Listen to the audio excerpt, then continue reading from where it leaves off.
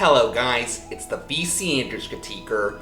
Well, about this time 4 years ago, I started my YouTube channel, and boy has it been a very fun, interesting, nostalgia critic-like journey.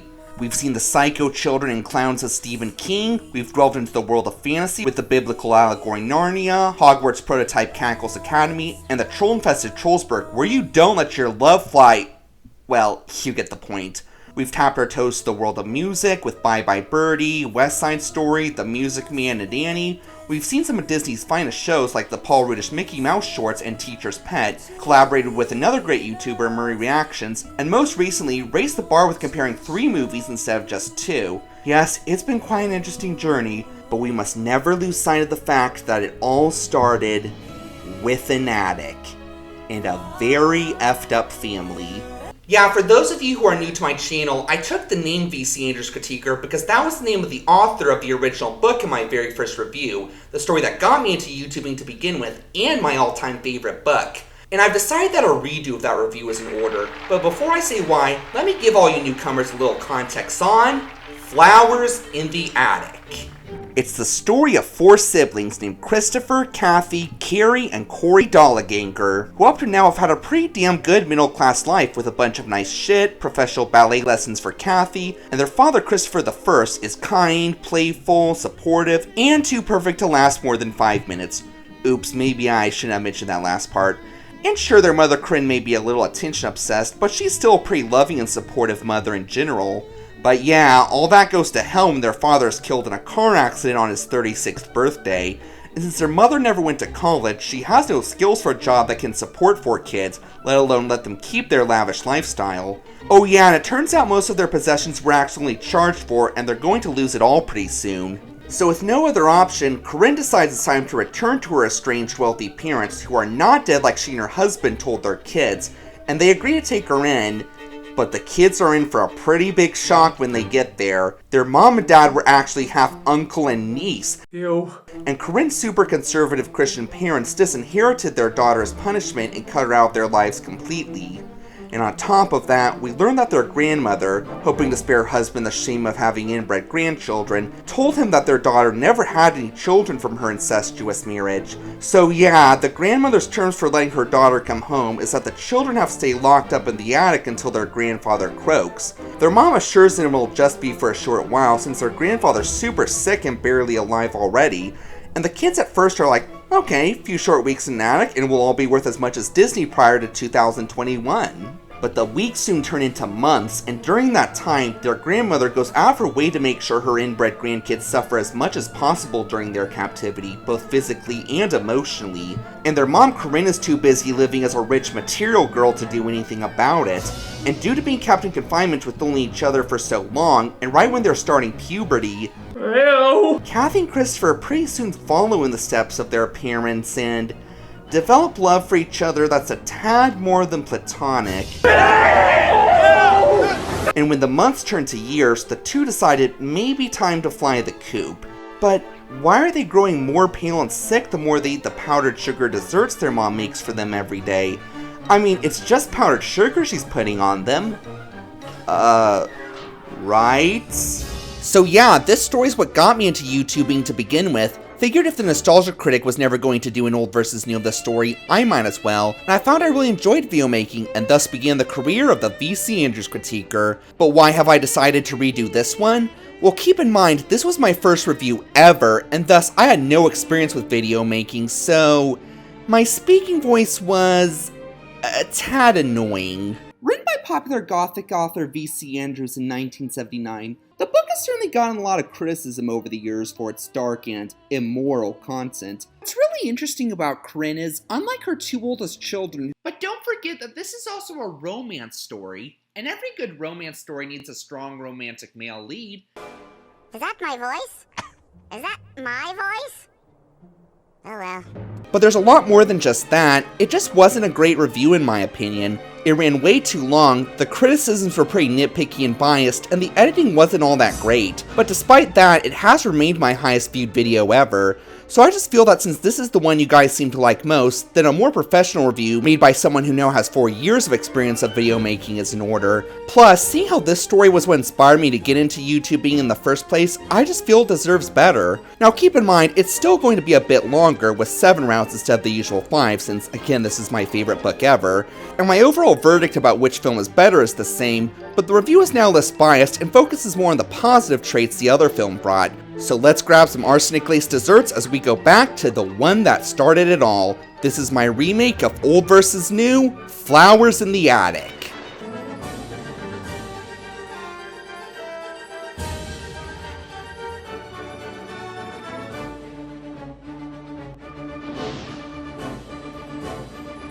Let's start off this critique by looking at the most famous female lead from the works of B.C. Andrews, and when they're played by Buffy the Vampire Slayer and Sally Draper from Mad Men, that's no easy task, but I so welcome the challenge. This is Best Kathy!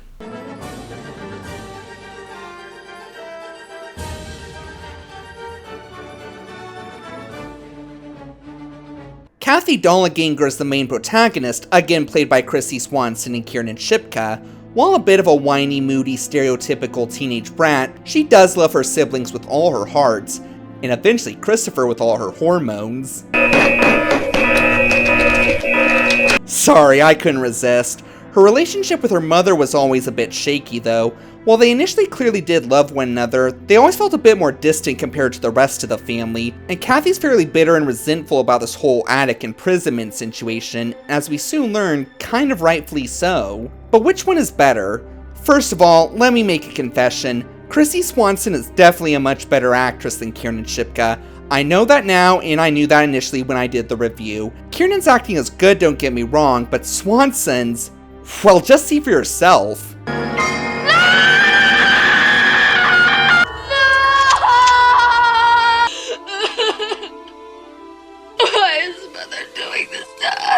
I had initially bashed her incredible performance on the grounds of overreacting and being too over the top, which made her less believable. Yeah, I admit, I knew perfectly well even then that was completely biased bullshit, and I was completely wrong for doing that.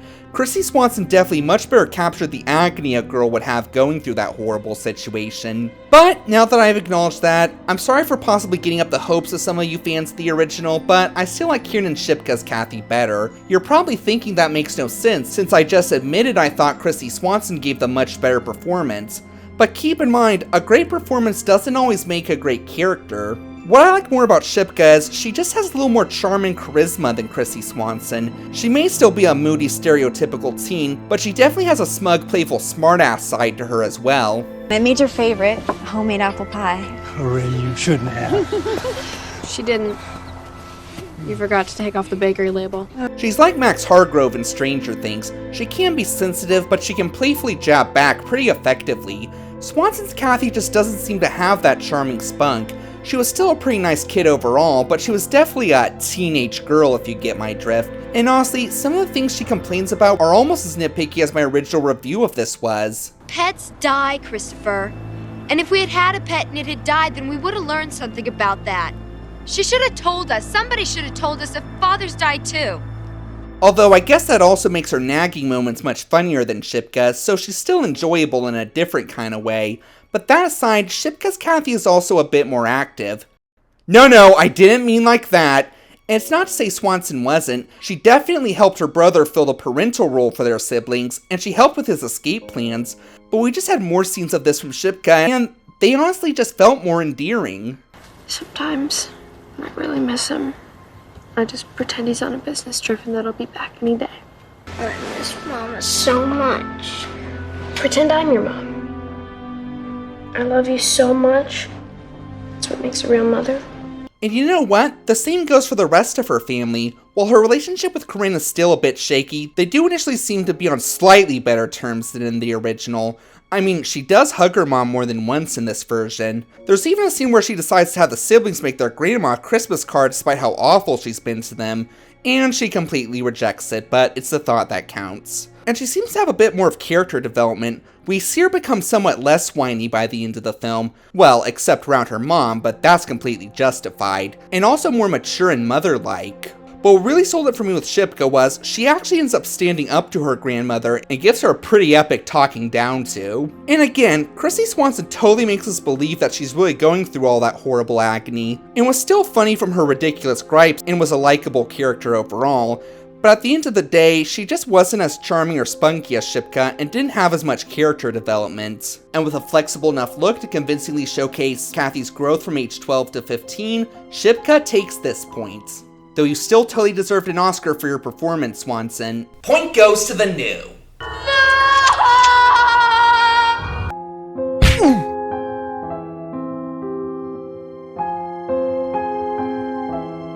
But of course, every romantic story needs a strong male romantic lead. And what's a better romantic male lead than your brother? I should probably find a different, more wholesome work to obsess over after this, huh? I know, how about Game of Thrones? Wait, no, that's... Oh, Bates Motel, that would... No, not that one either. Oh, American Horror Story Seasons Coven and Roanoke. Actually, maybe not a series. I should just go to church to purify my mind. But first, let's take a look at Best Christopher.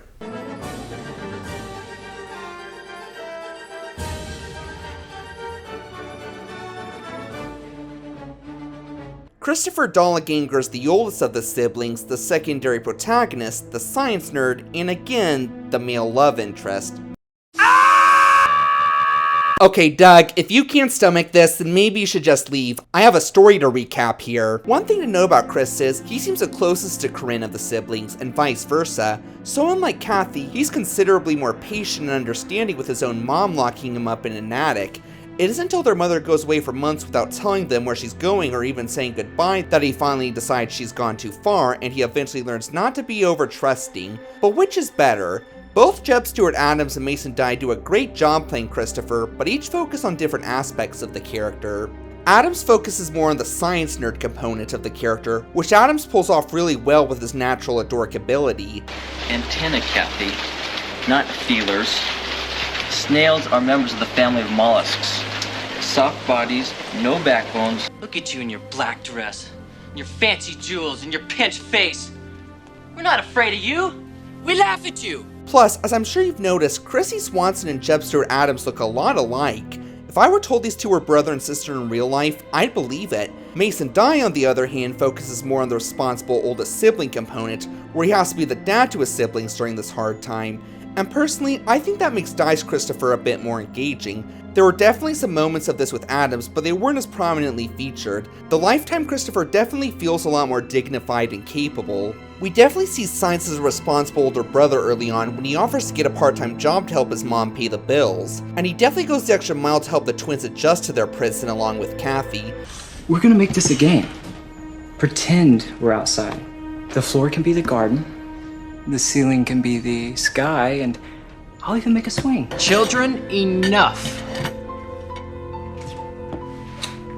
Wasting food is the devil's work. And again, Adams definitely had some moments of this too. Hell, when Olivia is starving them when he stands up for himself, he resorts to feeding the twins his own blood to sustain them, something the Lifetime Christopher never did. That's creepy as hell, but you can't help but admire him for it. But there ultimately aren't as many scenes like this for my liking. The Lifetime Christopher also seemed to be more of a planner, where the original Christopher merely loosens the hinge on the doors to escape. Dye's Christopher is able to make a copy of the grandmother's key by tricking her into putting it into some clay. He also establishes a clear plan for their escape. They'll steal money from the servants and their mom, but not their grandmother since she's much more careful with her money. And when they have enough, they'll buy train tickets to Florida, where there's a variety of carnivals that will hire underage workers. Yeah, I know, but it probably would have been better than what they're going through right now. The original Christopher never seemed to have a plan for them once they escaped. Hell, he doesn't even think to start taking money until around the very end. And again, Adams does give a great performance. You can really feel his hurt and betrayal at his mom, and even gets this line that Dye's Christopher doesn't. If you stop loving me, I haven't stopped loving you, Mom. I make myself keep loving you every day, despite what you do. Ouch. And the scene where he's mourning his dead brother is just... that is what I call acting. Plus, is it just me, or does Jeb Stuart Adams look a lot like a young Josh Brolin? But at the end of the day, like Kieran Chipka's Kathy, Mason Dye just has a little more charm and charisma than Adams. I mean, he wasn't recently cast in Stranger Things Season 4 for nothing, you know, though losing his cool with his sister for almost blowing their cover wasn't cool. You think you're the only one frustrated? Christopher, stop! You're hurting me! Stillborn in the book where he outright raped her. Again, love both Christophers, but for having more charm and charisma, being more of a forward thinker, and a slightly more devoted big brother, Mason Dye takes this one. Point goes to the new. Damn you!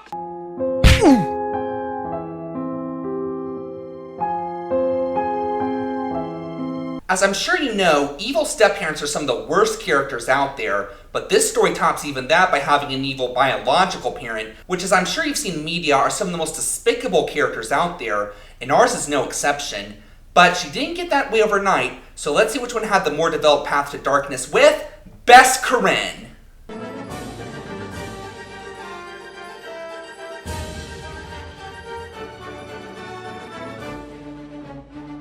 Corinne Foxworth is the children's mother who eventually becomes the main antagonist of the story. In the original, she's played by Steve Martin's ex-wife Victoria Tennant, while in the remake, she's played by Austin Powers' chick Heather Graham. Corinne, honestly, I think is the most interesting character of the story. Like I said before, she's been an attention whore since she was in diapers, but at first was still a good person overall, and a very caring mother to her 4 kids. Hell, she was initially visiting them every single day in the attic, since at first, they're literally her only source of comfort at this horrible place. But once she does win back her father's affection, and life at Foxworth Hall becomes awesome for her, we see her slowly become more and more selfish and spoiled, and less compassionate and supportive to her kids, to the point where she stops visiting them altogether, except when she has no one else to brag to, and eventually shows that she will do anything to get her inheritance. Both Corinnes follow this basic characterization, but are executed a bit differently. Tennant and Graham both completely nail the snobby, materialistic, bitchy side of Corinne, being probably the most self-centered blonde since Britney Spears or the Malfoy family. But I personally think Heather Graham's Corinne is better. Why? Well, compared to the book and Lifetime film, Corinne's screen time in the original is somewhat limited. We don't get nearly as many scenes of her interacting with the kids and slowly starting to drift apart from them. Because of this, her turning on them feels a little forced and not as built up. With Heather Graham, we very clearly see her relationship with the kids deteriorating slowly bit by bit, and looking at where she starts to where she ends is pretty jarring. I'm sorry. I promise all our dreams are gonna come true. Just trust me. You. It's always you.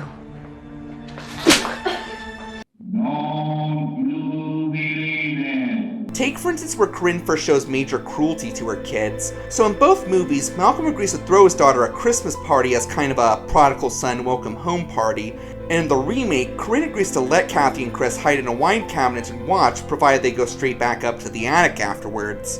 In the original, Kathy and Christopher just sneak out the attic and watch the party on their own, and Corinne never finds out.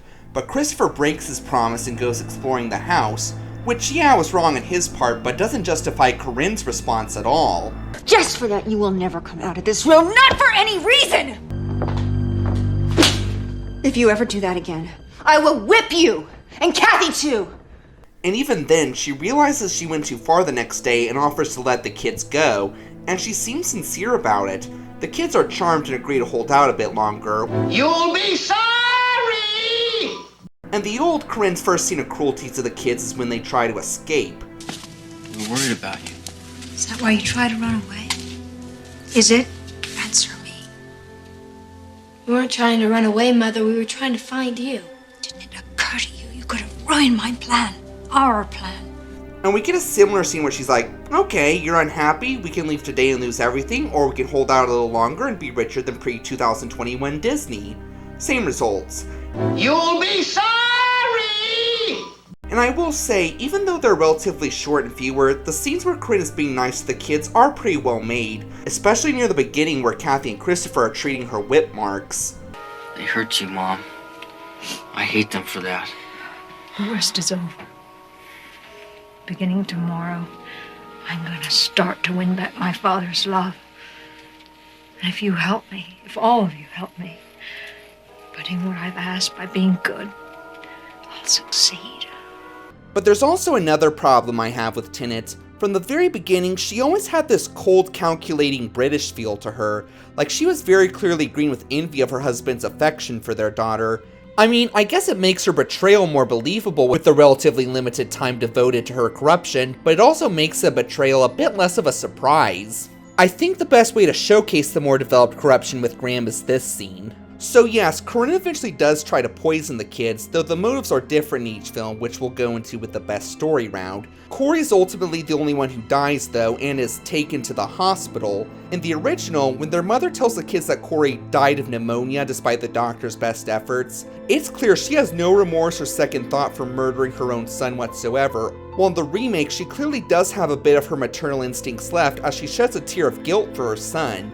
Like the very last of her maternal instincts are evaporating with this scene. By the way, this is a little off topic, but Corey's death kind of reminds me of Boxers in Animal Farm.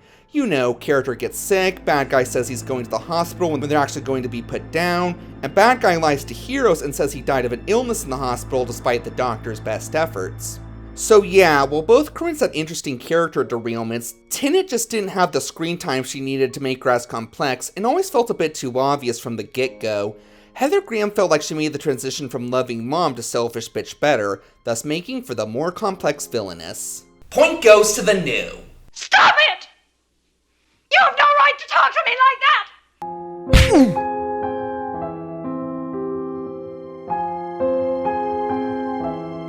But of course, the apple never rots far from the tree. As horrible of a parent as Corinne turned out to her children, her own birth mother was even worse. And yes, I know that Garden of Shadows revealed that she was only Corinne's stepmother, but that book was not written by V.C. Andrews, so I don't consider that canon. As far as I'm concerned, Olivia Foxworth is the woman who gave birth to Corinne, which definitely explained why she was such a bad seed. So let's take a look at Best Olivia.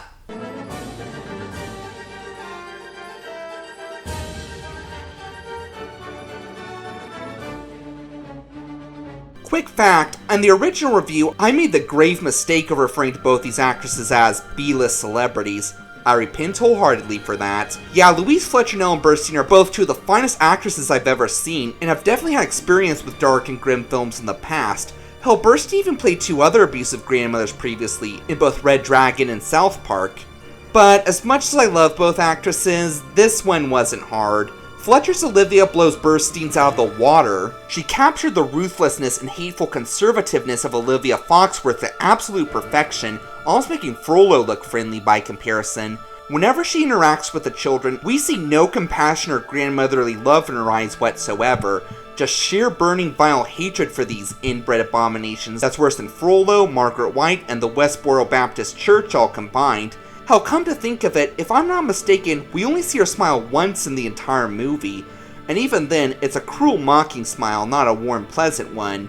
And sticks and stones will break your bones, as will her fists, as you'll soon see, but just her words alone are enough to make a grown man cry. And you, the children, are the devil's spawn. Evil from the moment of conception. Your grandfather will not be told that you are here. He has no idea that you even exist, any of you. As long as he lives, and I swear this to you, I will spare him that final agony of shame. I will give you food and shelter, but never kindness or love. For it is impossible to feel anything but disgust for what is not wholesome. Jeez, you're trying to drive them to suicide, Fletcher? Ellen Burstyn's Olivia is a bit different. While she still has a burning hatred for the children and gets pleasure abusing them, she does have a very small conscience. She did offer to start serving the kids fruit if they behaved, and even gets them some real flowers for their garden upstairs. Hell, she even seemed to feel a bit guilty about participating in her daughter's plot to poison the kids. Yeah, Fletcher wouldn't have done any of that. She would have destroyed a real flower if the kids somehow got one. And yes, this does make her a bit more complex, but it's kind of like the two versions of Margaret White from Carrie. Which one scares you more? The more human one, or the completely ruthless one without a single maternal bone in her body? In terms of which one is a more physical threat, again, no contest. Burstyn was 82 when she did this part, and she honestly feels like it. Even when she's trying to be intimidating, I just kinda snicker. I said, give it to me, girl. Or must I speak more slowly? Yeah, do your worst, you old bag of skin and bones. Hell, she has to threaten to whip the twins, so Christopher will allow her to whip him. and at the very end he's like, I'm just done. Give it to me this instant. Help! Help! Yeah, word of advice, don't have your villainess crying like a baby in your climax out of claustrophobia. It makes it pretty much impossible for us to be scared of them. Fletcher, on the other hand, besides only being 53 at the time and much bigger and stronger, just had this natural demon-like intimidation to her, kind of like another Fletcher from a criminally underrated movie. But I mean, she didn't play Nurse Ratched for nothing, so this makes her feel like much more of a legit threat to the children. Take for instance how she's responsible for Kathy's hair loss when Christopher gets smart with her. In the original book and new film, she pours tar into her hair while she's asleep, which is why she has to cut it off. That's cruel, but in the original, she ambushes her, locks Christopher in the stairway, slaps Kathy in the face for no apparent reason, and does the deed herself. Right after this line, You are a sinner. You can just tell by her expression that she was getting a massive rush from torturing Kathy like that. But sometimes she even knows how to hurt them just as much emotionally. Like when she catches the boys and girls sleeping in the same beds, instead of whipping them, she breaks the music box Kathy's father got her just before he died. She knew that would hurt her worse than any amount of whipping she could inflict on the kid. I will give Burstyn credit that she has more of a backstory where she was super jealous of her husband's affection for their daughter and singled her out because of it. That's fitting for her character, but it's still not quite enough to outshine Fletcher. For being more physically fit, naturally scary, and completely merciless, Louise Fletcher makes for the more effective villainess here. Point goes to the old. Seed of the devil!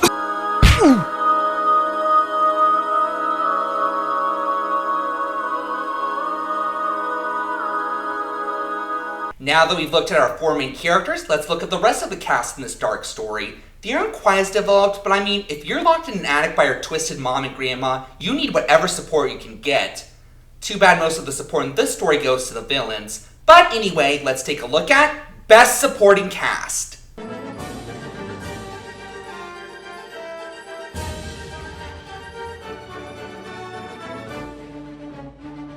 Not as much can be said about the side characters, since apart from the twins, none of them have an exceptional amount of screen time, but I'll make the most of it. Now keep in mind, this is not looking at the sequels, where a lot of these characters such as Carrie, Bart Winslow, and John the Butler are given much more personality and development. We're just looking at the first piece, and in terms of which supporting cast is more memorable here, I'd give that honor to the original. Look at the twins Carrie and Corey for instance. These two are just the most adorable little cherubs I've ever seen in my life. We want to taste Daddy's cake! We want to taste icing and lick the bowl and the spoon too! Witches in there, Mama. Witches and monsters. Why do we have to stay upstairs all the time? Because downstairs has gone away. I especially love Corey's afro. And on a retrospective note, Carrie's played by the same kid who voiced the little sister in Cartoon All-Stars to the Rescue. You know, the one that almost got convinced to do drugs to help her big brother. The twins in the Lifetime film are alright, but nothing about them stands out particularly, except for this really impressive crying scene from Carrie's actress when Corey dies.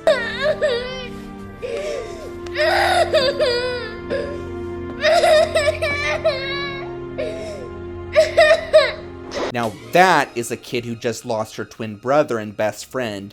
How about the grandfather? Again, it's not much of a contest. The one in the remake only appears for one scene, and I don't really see this guy as the grim, imposing figure he was built up to be. Nice hairstyle, though. The one in the original, played by Nathan Davis, who also played a much more amiable grandfather in Disney's Holes, but here he's another story. Not only does he have a lot more screen time with him slowly reconnecting with his daughter, but even though he's still super frail and senile, he still manages to be super intimidating. And the scene where he's about to have Corinne whipped, you really feel his anger and disappointment with his daughter for living in sin for over 18 years with her husband. Hell, there's even a scene in the old ads where Kathy and Christopher go to lay eyes on their granddad for the first time. Doesn't go so well.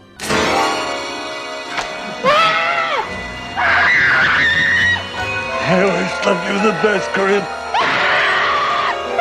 Jeez, even when he's trying to be nice, he's still creepy as hell. What about the grandfather's attorney, Bart Winslow, who eventually becomes Corinne's new husband? Neither one has much personality outside of the bland plot essential boyfriend, but I guess if I had to choose, I think I like the original played by Leonard Mann a little better.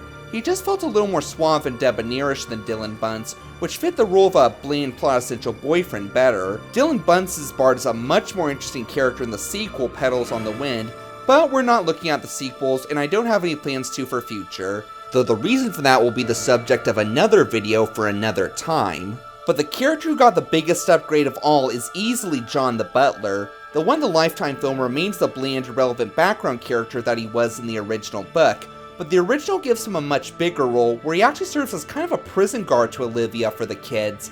He's not really scary, or at least not as much as Kathy thinks he is, but he is still super creepy and mostly silent. Kind of makes you wonder if working for a psycho like Olivia for years might have silenced him into subservience, though in the alternate ending of the old, he's actually the one who saves the kids, which we'll go into with the best story round. And yeah, John's actor was not pleased with this change. Either way, he's still miles better than the bland— Stop! Stop! If you know what's good for you. Wait, what? We're Corinne's children. My God. Go. Before I'm sent after you, I'll cut the power on the fence. Go! Okay, so you want to go in the same direction as the old with this character, huh? Afraid it's a bit late in the game for that new. There's also the creepy old caretaker who also serves as a security guard for the exterior of Foxworth Hall to Olivia. He doesn't have as much screen time as John, but I do like the idea of the character, even if he doesn't really do much except in the alternate ending of the old. I think the last character I want to talk about is the children's late father, Christopher I. And despite the trend the originals had, I actually prefer the one in the remake. The old flat out says that he loves Kathy the most of his kids and gives most of his affection and attention to her, even ignoring his wife Corinne. Whereas in the new, he seemed to love his whole family equally, the way a spouse and parent should. Take for instance the present he buys her. In the old, he buys her an expensive ballet music box because she's his favorite kid. But in the new, we learn that he just got a vice president job and Kathy's scared she'll barely ever get to see him anymore. So the expensive ring he gets her is a promise ring to remind her that he'll always be there for her, and no vice president job is going to change that, even if a car accident will. But what really sold it for me with the old was VC Andrews herself has a cameo as a window washer. Kind of ironic how she's a servant in the very house she created, huh? So yeah, old wins this round for having side characters with more involvement and more personality. Point goes to the old. No! Take us out of here now!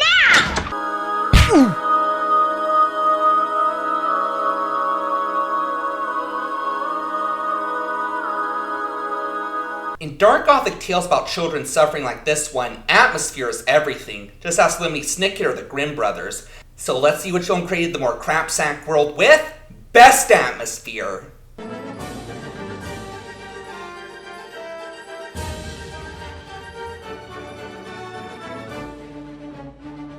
When I originally did this review, this category was Best Foxworth Hall, but I decided to expand it to Atmosphere to allow more to talk about.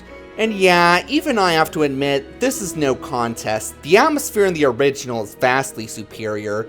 Look at Foxworth Hall for instance. Everything is much bigger and grander, from the grand staircase, Corinne's swan bed, not to mention her wardrobe that has more clothes than every 80s pop star of the time put together, and of course the attic itself. Both attics are described as so big you could easily get lost in, but the attic in the remake honestly doesn't look much bigger than the attic at my parents' place. The attic in the 87 film, now that honestly looks like a place you could easily get lost in. I get that the original was a theatrical movie and the new was a TV film, so naturally they had a much bigger budget, but still. And at the end of the day, the original just has a slightly grimmer feel overall. Remember the scene where Christopher feeds the twins his own blood when they're starving? Or how about Corinne's punishment for her incestuous marriage, which is the story's first sign of the dark things to come? In the remake, the grandmother just paddles her with a stick, and the marks honestly don't look too bad. A few days and they'd probably heal up. But in the original, she freaking whips Corinne, and look how savagely she did so. Yeah, I'm pretty sure these whip marks would leave something of scars on her. Or how about the kids being poisoned? In the remake, they only look like they have a very mild flu at worst, but in the original, yes, it's clearly just chalk and makeup, but these definitely look more like children who have been starved, poisoned, and are slowly dying. But aside from the visuals to drive the creep factor, there's also the insanely creepy musical score by Christopher Young, especially that demonic girl a cappella we hear in the main theme.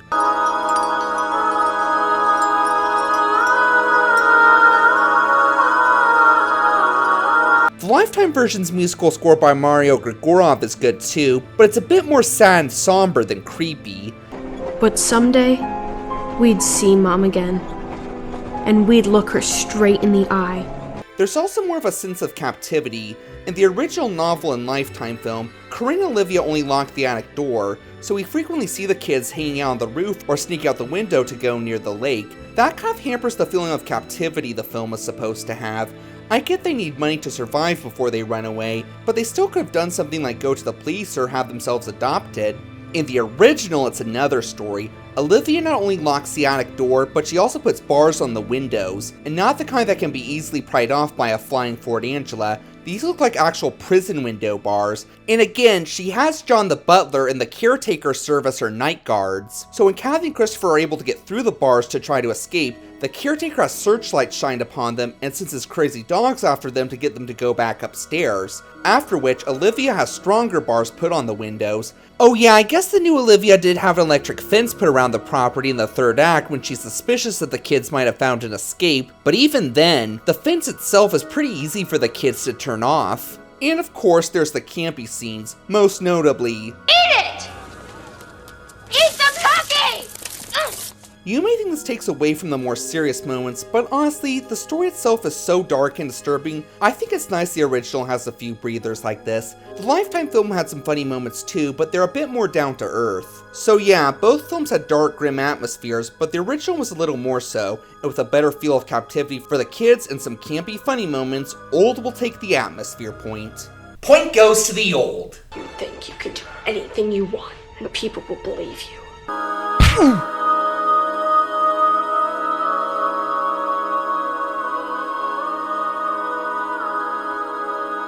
It's all tied up, and now we've come to the big deciding point, the best story. Which film told the more captivating tale of imprisoned and eventually perverted children?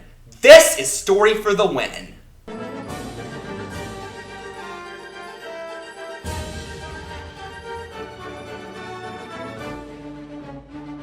I think now is a good time to mention something I probably should have earlier.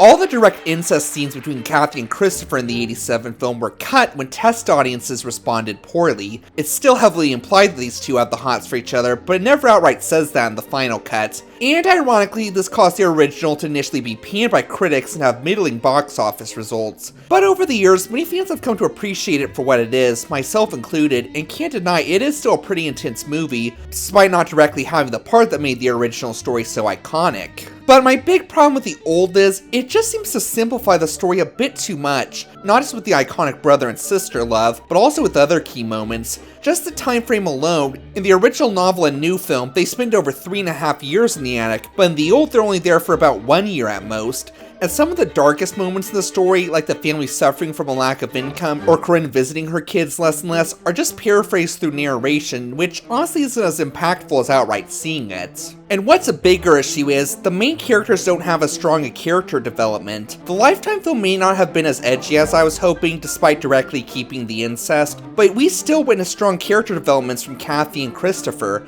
We saw them start out as laid-back, trusting, somewhat immature teens and slowly grow into more responsible, mature, and assertive adults. And also perverted. Deeply perverted adults. But the coming-of-age story aspect is what got me so invested. Same goes for Corinne, but in reverse.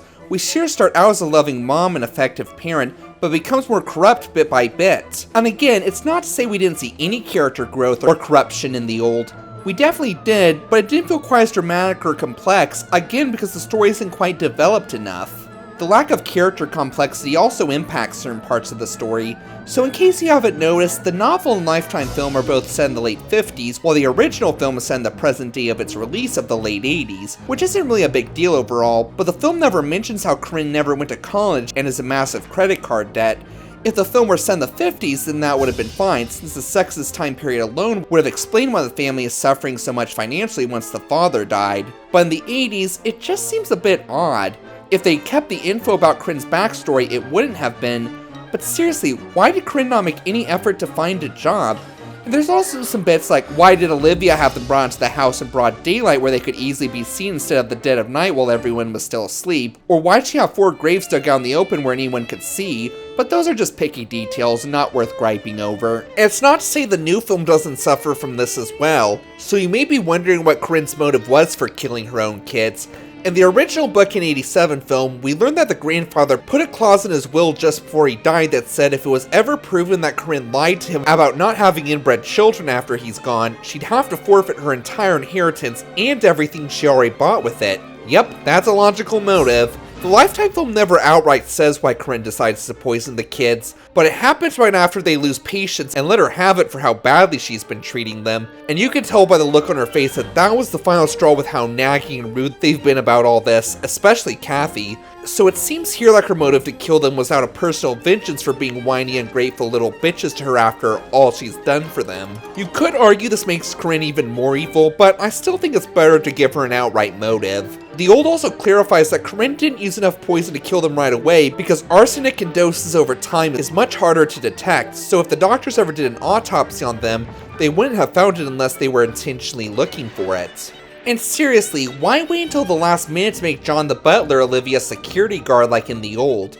But overall, the new did have a much more complex coming-of-age story, with the character slowly growing and corrupting over a longer period of time. Now for the ending. So do I prefer the ending where the kids publicly expose Corinne at her wedding and she gets hung by her own wedding valve? Or the more action-packed ending where they have a showdown with Olivia and John the butler before getting away? Honestly, I say a tie. V.C. Andrews had Corinne get away with it in this story because she wanted to save her karma for the sequel about the kids in their adult years, and since the original didn't have any follow-ups, it's fitting to see her get her just desserts.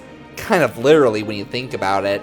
But the best ending is easily the lost ending of the original that pretty much everyone, especially Victoria Tennant, John the Butler's actor, and director Jeffrey Bloom, was pissed was cut by MGM for being too violent, myself included, because it was just so damn awesome.